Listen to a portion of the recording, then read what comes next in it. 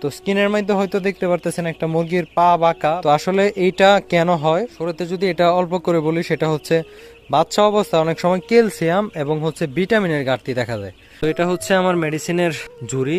তো এটা হচ্ছে জিঙ্ক, এটা আমি আজকে ব্যবহার করলাম, সকালবেলা দিলাম। দেখেন জিঙ্ক কেয়ার, মোটামুটি দাম কমের মধ্যে ভালোই, কেউ খারাপ বলতে পারবে না। আমি আসলে বিশেষ করে খারাপ রেজাল্ট পাই নাই। তো এটা বড় মুরগি বাচ্চা সবগুলোরই খাওয়াতে পারবেন, প্রতি লিটার 1 গ্রাম। আপনারা বাচ্চা অবস্থায় অবশ্যই ভ্যাকসিন করার পরে এটা দিতে পারেন লাইসোবিটের সাথে।